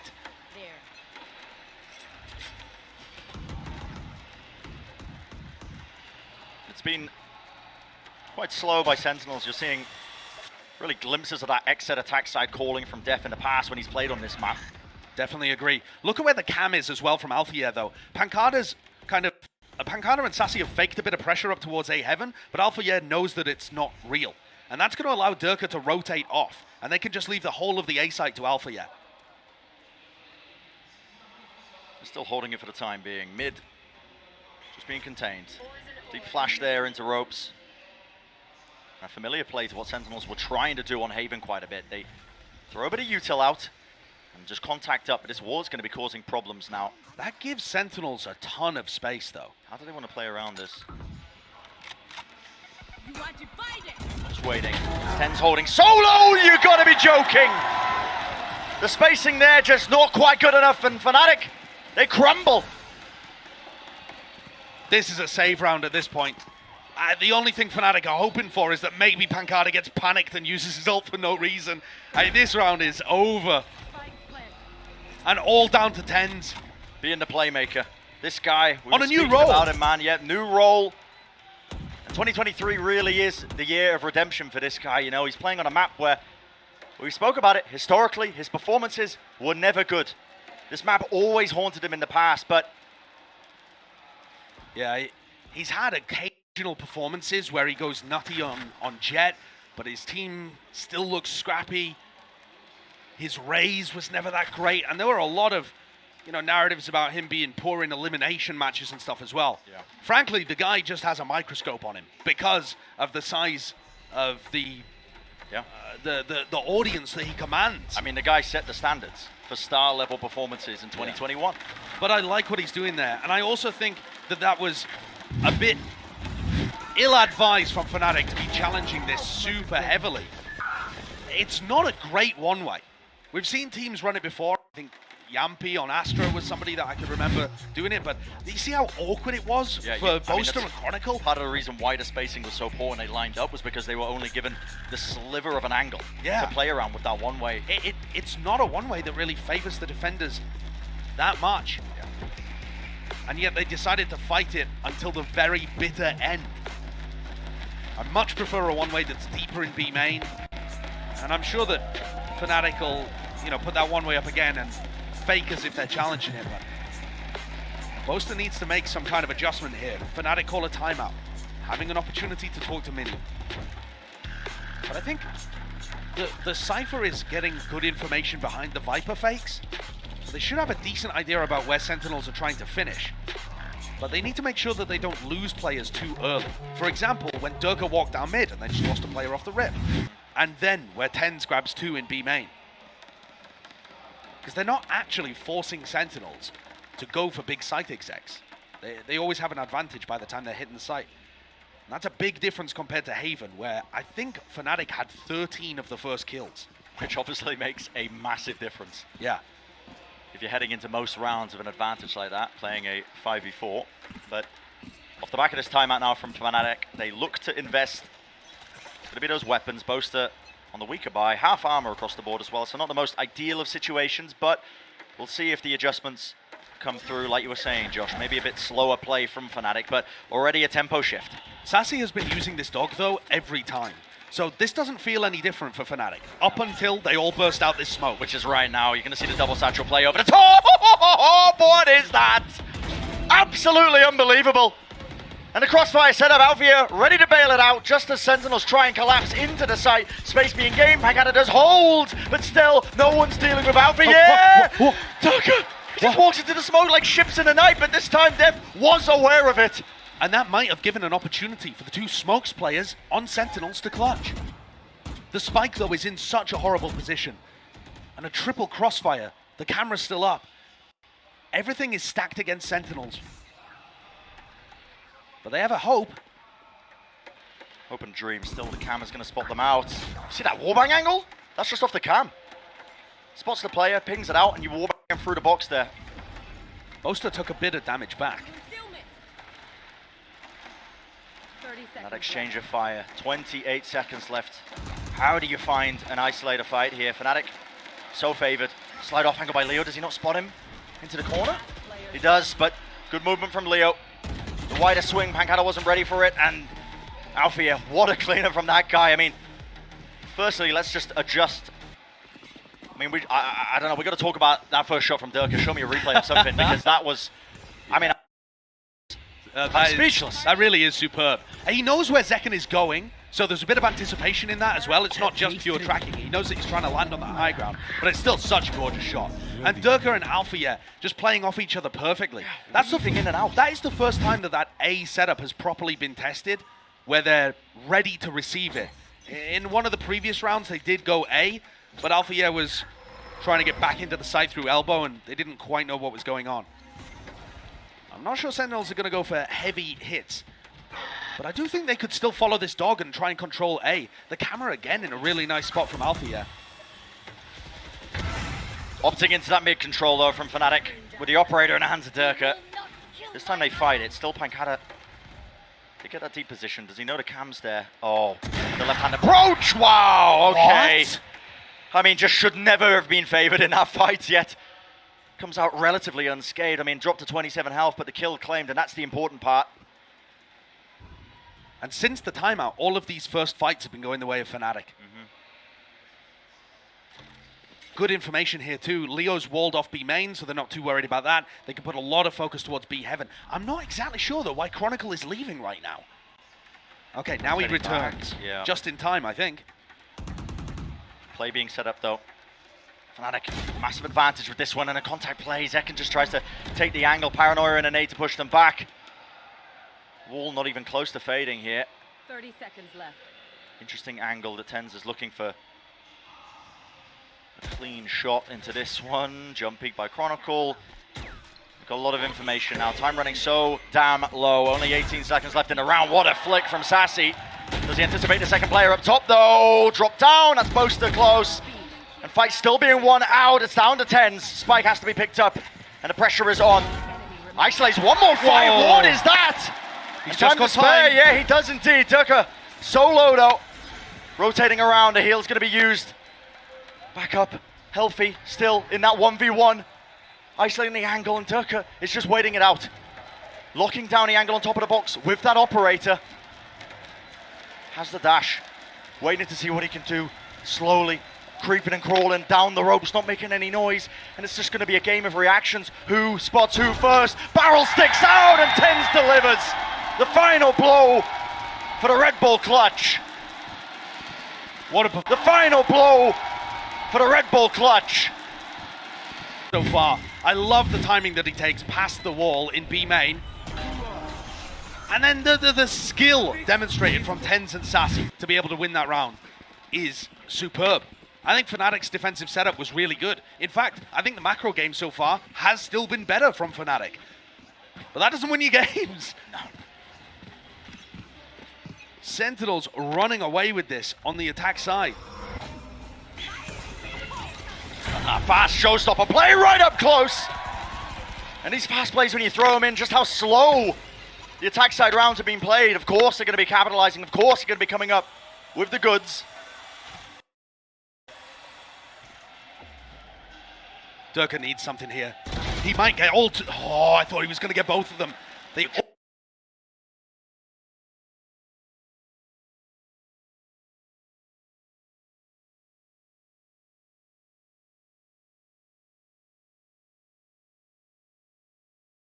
almost lined up, but the trade is there from Sassy. Yep. Safe.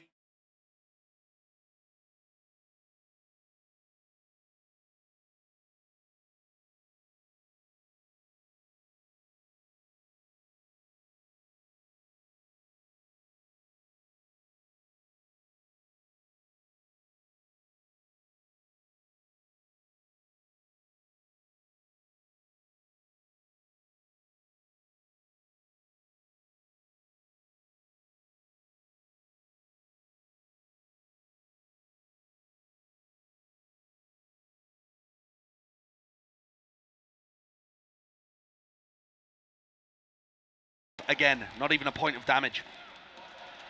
And now Fnatic are really stuck.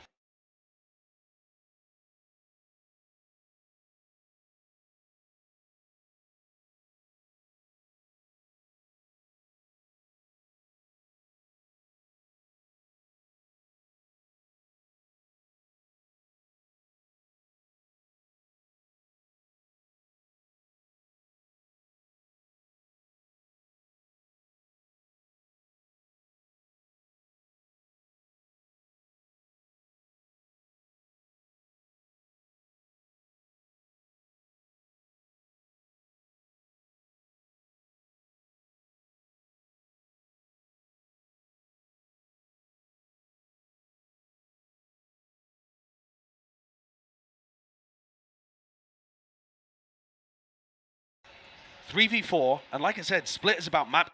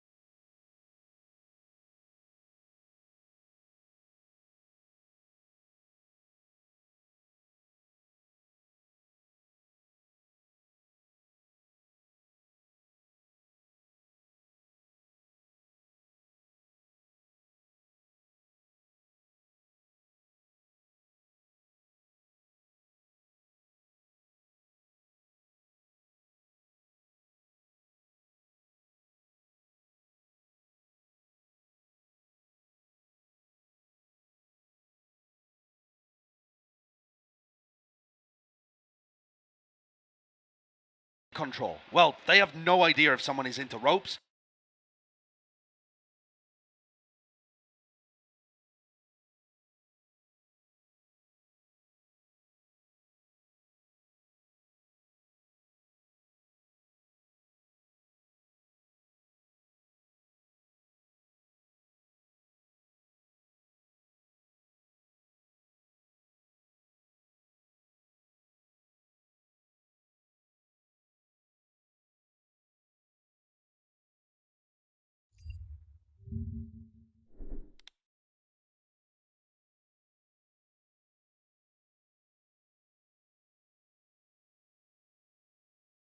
Spike nowhere near him. Unable to make a play in this moment, so Fnatic just there. Spike nowhere near him. Unable to make a play in this moment, so Fnatic waits an angle, but now time is running really low. Jumping through into the smoke, Durka waits it out. Patient enough, snakebite across, rips through, and it's down to just there. Spike nowhere near him. Unable to make a play in this moment, so Fnatic grabbing that round on the board. A really important one for Fnatic too, because this starts to bolster their defense side. They've won the pistol, and then 3 out of the next 9. It's not been an incredible performance by Fnatic, but the score on the board is what matters. And they're drawing things level with a comp that's probably going to be attack-sided. We might be dead even in this map. And I think Sentinels need to put another one on the board, I think. The next half is going to be the side where both comps are probably the most comfortable. Yeah. but both teams need as many as they can right here. Durka with an operator looks to take an early peek. He knows that Sassy's been dogging it every time. We'll see what happens here. It's early fight. So important. Seekers forces out the first shot, has to back away, including the dog. Removes all that util. Not going to be clearing the way for them. Boombot and a nade. The double satchel play this time. A different pathing, yet Boaster still nails the shot. One after another. Nasty stuff from Boaster. And the reposition from Durka. Trying to catch one of these players unaware. Pancada though offsets it with his own movement. He's going to be favored into that fight. So, Spike now starting to go down. But lifting that 2v4. Fnatic looks primed and ready for them to just make it a nice even score line. Nade into the corner. It's going to be pushing them away. Dropping down. A flick of the wrist from Tens. Not able to find it. Satchel up top. One more kill found. Pancada. The pressure is on. And it's just unable to finalize it, to put it away, put it to bed. Fnatic, they claim the round. They're going to be making it 6-6. Big performance from Fnatic to get back into this one. Join us dead level at the half. The next half is going to be everything for Sentinels. Both teams need to win here, but only one can.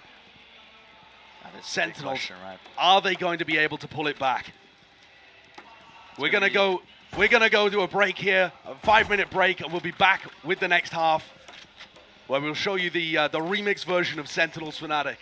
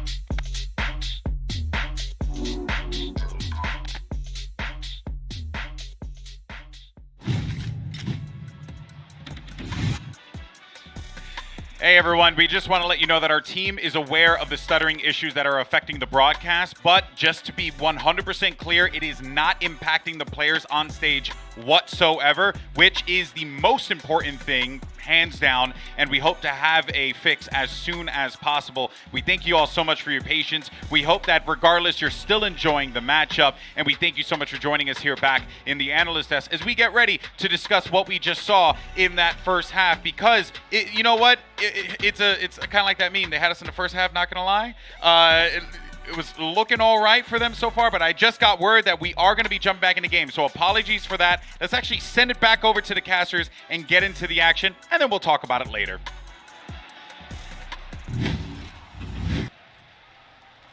All right, back in the action, and hopefully not too much stuttering. Sorry about that. I was chewing on the cables earlier. Got a bit hungry. But yeah, back into the match that matters now here between Fnatic and Sentinels. Map number 2, of course, is the Sentinels that need to take it. Yeah. They have any chance of staying in the series and staying in the tournament.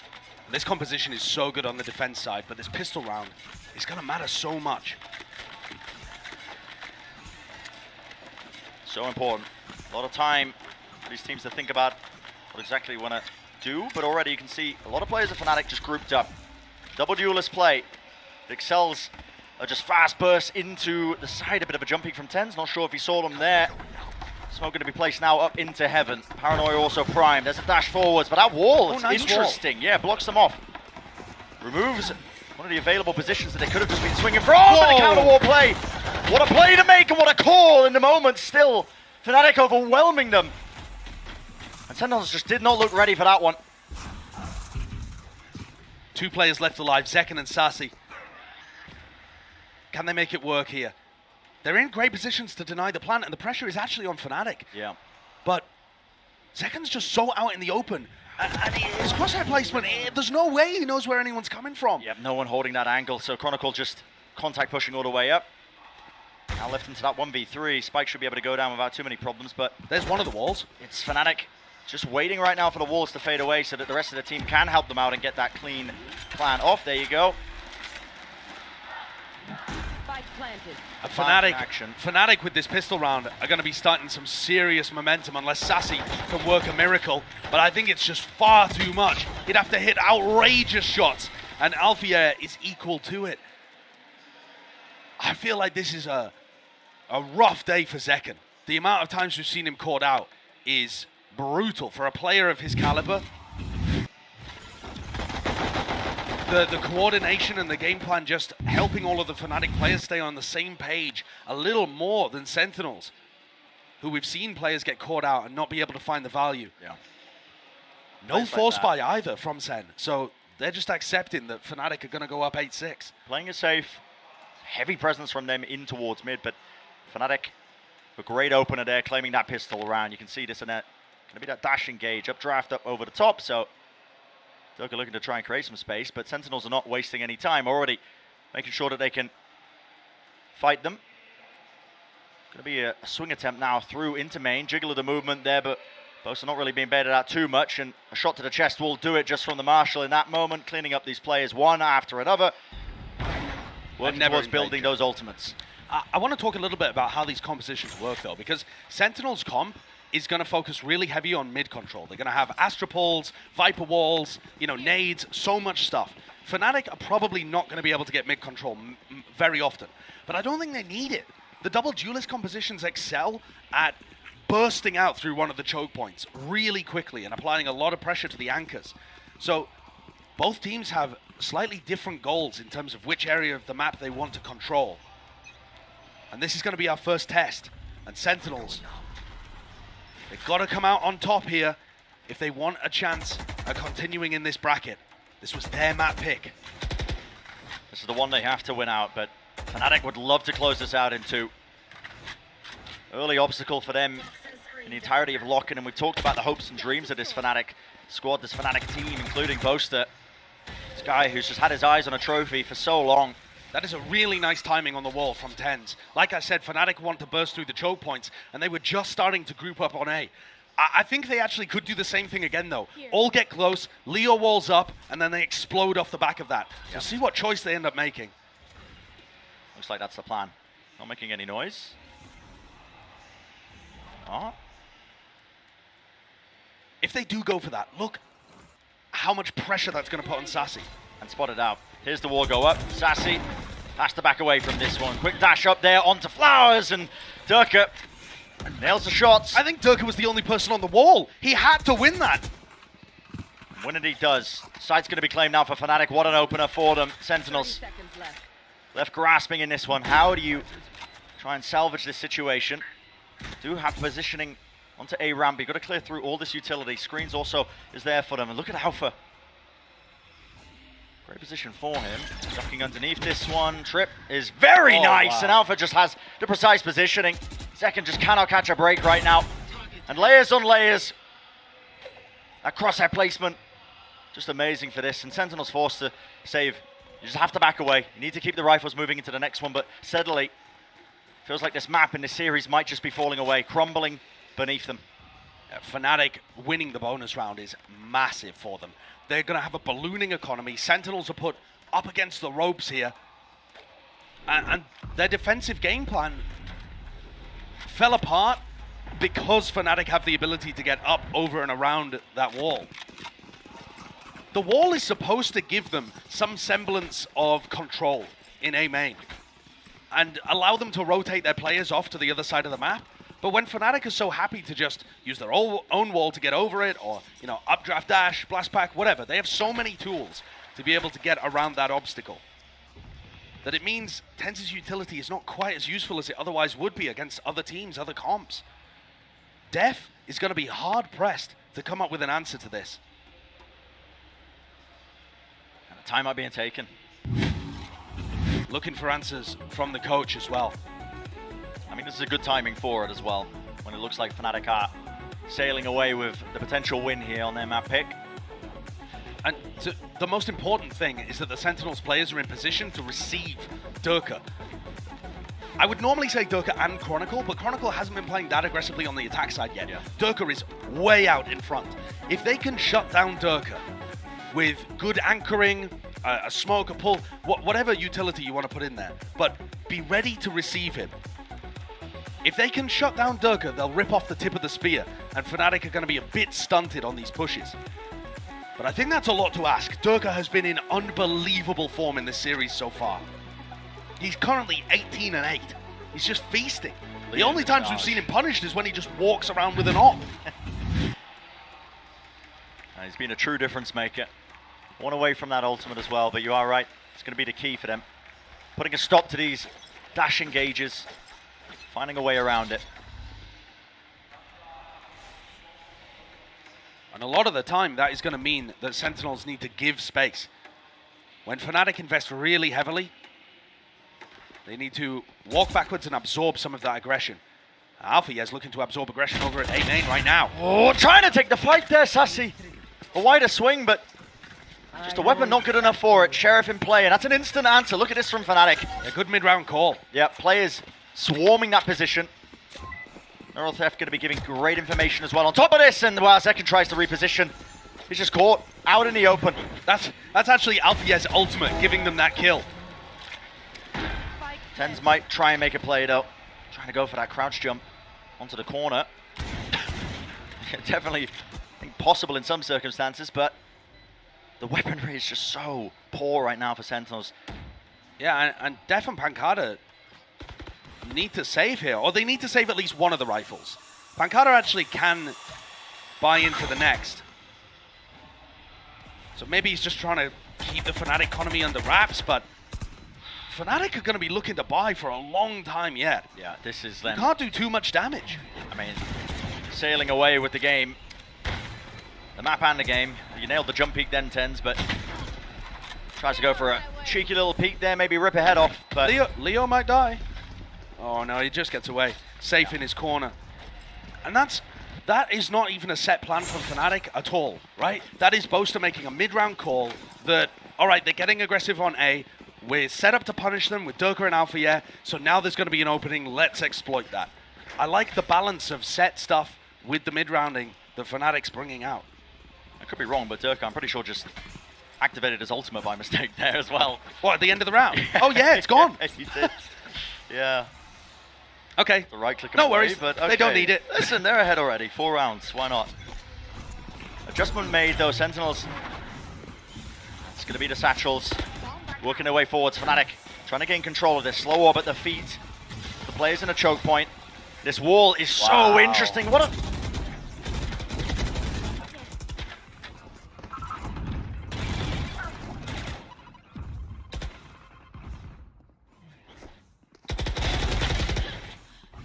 Spike down A. I got the spike.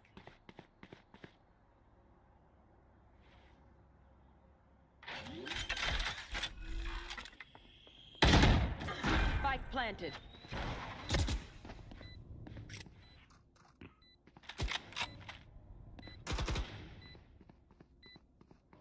One enemy remaining.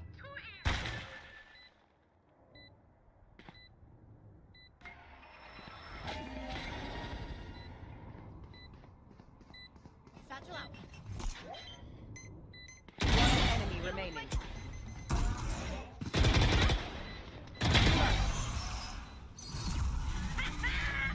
Let's keep it going. Oh, I'm surrounded by minha família. We won't lose.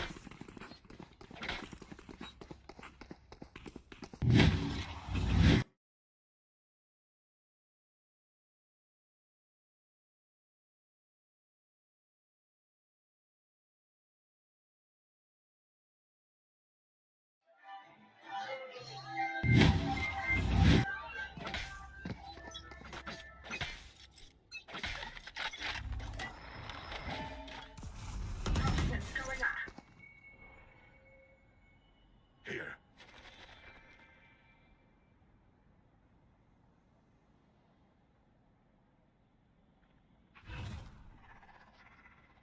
Shadows traveling.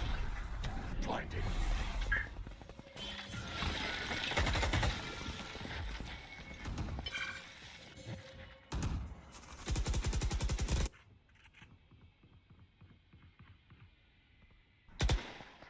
Shadows traveling.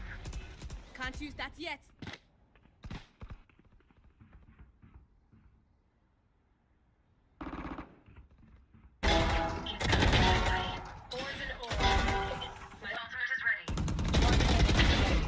Flawless.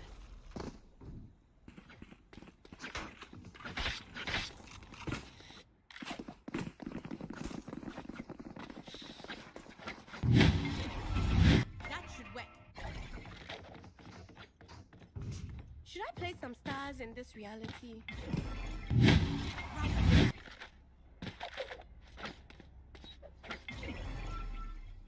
About there.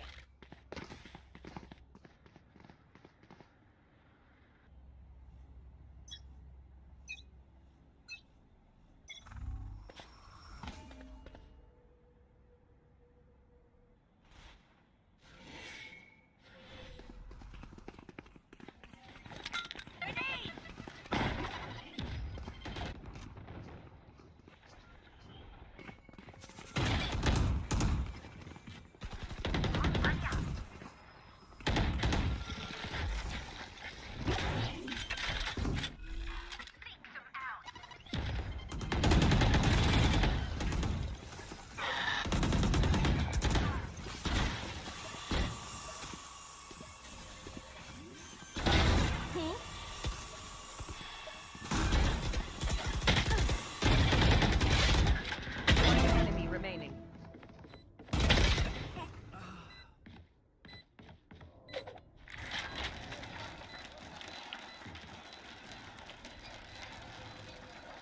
Now as well, apologies for that one. Pancada left into that 1v3, has to find his kill onto Durka. Low enough. Single bullet might have done it. But he's just so alone right now. He's being surrounded on every single side. The time pressure just too much. And a heartbreaking moment for Pancada, forced to just back away from the fight. Not a chance in hell, and it leaves no room for error now for Sentinels.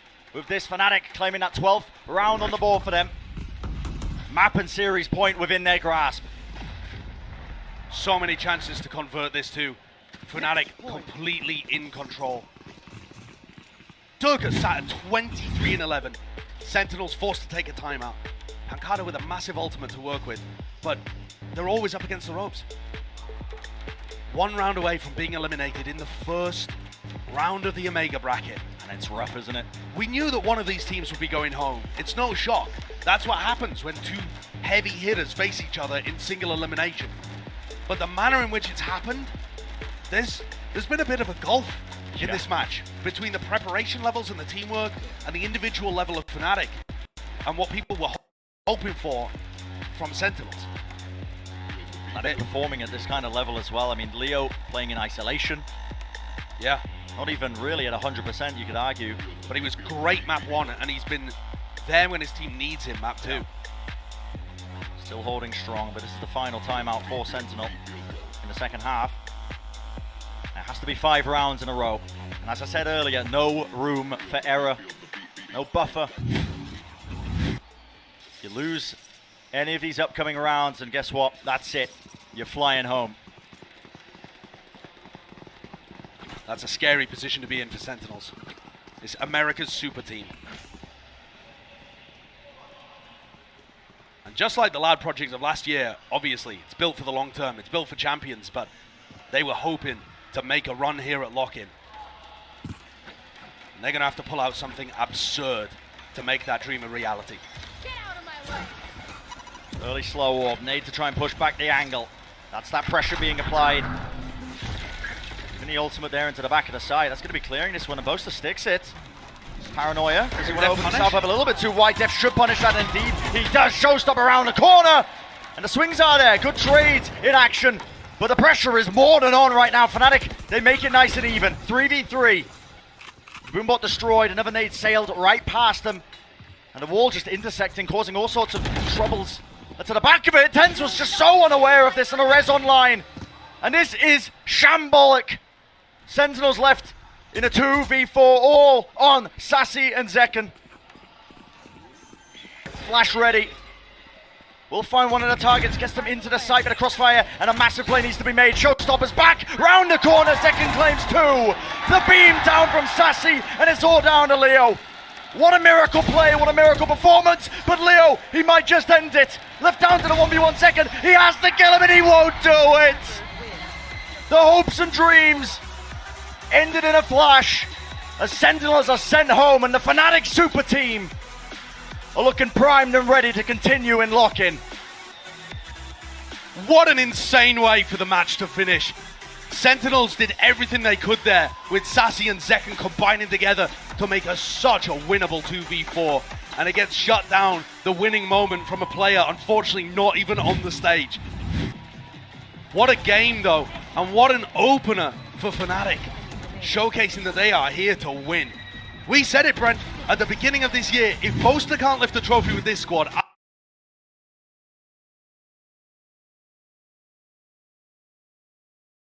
I don't know whether it's ever happening. They are on a hunt, and they mean business. Yeah, and our first major obstacle. Massive matchup in the first round of matches against Sentinels, of course. We will have to say goodbye to them. We sent home winning this one, a brutal format, but pressure's on from the get-go. Tense situations, tense matchups between them. And it is going to be a long-term project. Sentinels are aiming for champs at the end of the year.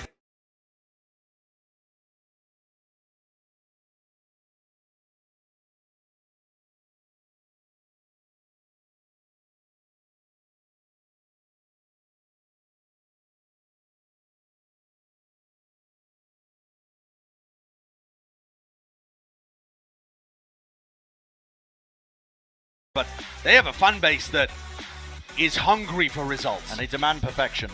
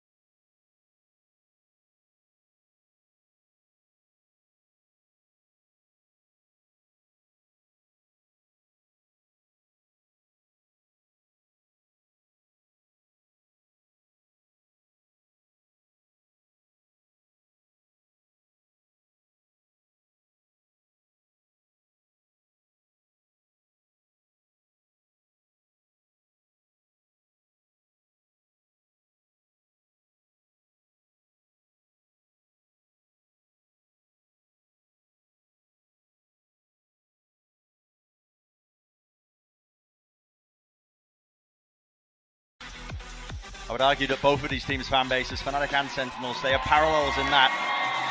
Really to